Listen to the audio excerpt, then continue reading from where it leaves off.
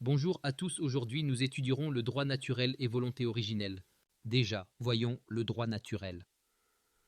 Le droit nature est un concept fondamental de la philosophie occidentale, qui désigne un ensemble de normes universelles et intemporelles liées à la nature même de l'homme et à son rôle dans le monde. Il s'agit d'un droit inhérent à l'être humain, indépendant des lois écrites ou des institutions humaines pour exister ou être valide. Contrairement au droit positif, constitué par les lois et règlements créés par les États et les institutions humaines, le droit naturel existe indépendamment de toute codification formelle.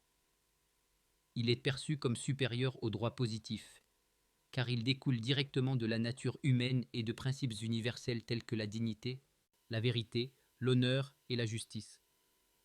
Historiquement, le droit naturel a souvent été invoqué pour critiquer ou remettre en question les lois injustes ou les abus de pouvoir des autorités étatiques.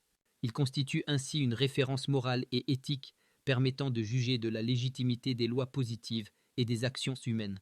Cette notion de droit naturel trouve un écho dans plusieurs passages bibliques, notamment Romains 2, versets 14 à 15.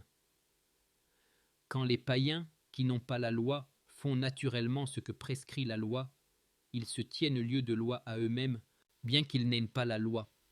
Ils montrent que l'œuvre de la loi est écrite dans leur cœur, leur conscience en rendant témoignage, et leurs pensées s'accusant ou se défendant tour à tour. Ce texte souligne que la loi morale est inscrite naturellement dans le cœur humain, indépendamment de toute loi écrite, ce qui rejoint directement le concept de droit naturel, Genèse 1, versets 26 et 27. Dieu dit « Faisons l'homme à notre image, selon notre ressemblance, et qu'il domine sur les poissons de la mer, sur les oiseaux du ciel, sur le bétail, sur toute la terre et sur tous les reptiles qui rampent sur la terre. Dieu créa l'homme à son image, il le créa à l'image de Dieu, il créa l'homme et la femme. » Ce passage biblique met en avant la dignité intrinsèque de l'être humain, créé à l'image de Dieu, ce qui fonde naturellement ses droits fondamentaux et sa valeur universelle, indépendamment des structures humaines. En résumé, le droit naturel est un ordre supérieur de valeurs et de principes qui s'impose naturellement à l'homme, indépendamment des systèmes juridiques et politiques créés par les sociétés humaines. Il représente une norme fondamentale à laquelle toutes les lois positives devraient idéalement se conformer afin de garantir une société juste, équilibrée et respectueuse de l'autonomie individuelle.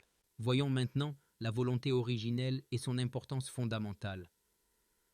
La volonté originelle désigne la capacité intrinsèque de la personne physique à exprimer librement ses choix et ses intérêts fondamentaux, indépendamment de toute influence extérieure ou contrainte imposée par les systèmes politiques ou juridiques.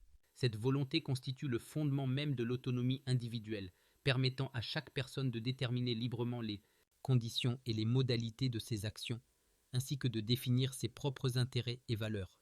Un récit biblique parlant, pour illustrer cette notion de volonté originelle, est celui de Daniel dans la fosse au lion. Daniel est un homme fidèle à ses convictions et à son Dieu, occupait une position élevée dans le royaume de Darius. Lorsque des dirigeants jaloux firent promulguer un décret interdisant à quiconque d'adresser une prière à un autre que le roi, Daniel choisit délibérément d'ignorer cette loi injuste. Il continua à prier ouvertement et librement son Dieu, exprimant ainsi clairement sa volonté originelle, c'est-à-dire sa capacité intrinsèque à déterminer librement ses choix et ses intérêts fondamentaux, indépendamment des contraintes politiques ou juridiques imposées par le pouvoir en place. Même confronté à la menace de mort, Daniel resta fidèle à sa conscience et à ses valeurs profondes. Jeté dans la fosse au lion pour avoir refusé de se soumettre à une autorité injuste, Daniel fut miraculeusement protégé, démontrant ainsi que la volonté originelle et l'autonomie individuelle sont des principes supérieurs aux lois humaines arbitraires et oppressives. Ce récit montre clairement que chaque homme et femme possède une capacité naturelle à agir selon ses convictions profondes et ses intérêts véritables, même face à des pressions extérieures ou des contraintes imposées par les systèmes politiques ou juridiques. Historiquement, la reconnaissance de la volonté originelle comme principe fondamental a permis de remettre en cause les structures autoritaires et les systèmes oppressifs qui imposaient leur propre volonté au détriment de celle des individus. En effet, affirmer la primauté de la volonté individuelle, c'est affirmer que chaque être humain dispose d'une capacité naturelle à déterminer lui-même ce qui est juste et bon pour lui, sans être soumis à des autorités arbitraires ou à des institutions coercitives.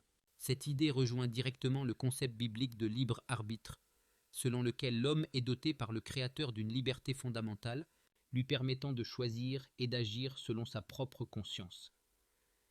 Un texte biblique pertinent qui illustre clairement cette notion est celui du Deutéronome. J'en prends aujourd'hui à témoin contre vous le ciel et la terre. J'ai mis devant toi la vie et la mort, la bénédiction et la malédiction. Choisis la vie afin que tu vives, toi et ta postérité. Deutéronome 30, verset 19. Ce passage met en évidence l'importance fondamentale que Dieu accorde à la liberté de choix de l'homme, soulignant ainsi que la volonté individuelle est un don divin qui doit être respecté et protégé. Cette liberté de choix constitue précisément la volonté originelle, qui précède et dépasse toutes les formes de lois humaines ou de contraintes institutionnelles. En conclusion, la volonté originelle est essentielle, car elle garantit à chaque individu la possibilité d'exercer pleinement son autonomie, de vivre selon ses propres convictions et d'agir conformément à ses intérêts fondamentaux. En reconnaissant et en respectant cette volonté originelle, la société peut véritablement s'émanciper des systèmes oppressifs et retrouver un équilibre fondé sur la justice, la dignité et la liberté authentique. Voici pour le droit naturel et la volonté originelle. Si vous avez des questions, je vous répondrai sûrement. Abonnez-vous à la chaîne et rejoignez le canal Telegram. À bientôt sur Vivre en Connaissance.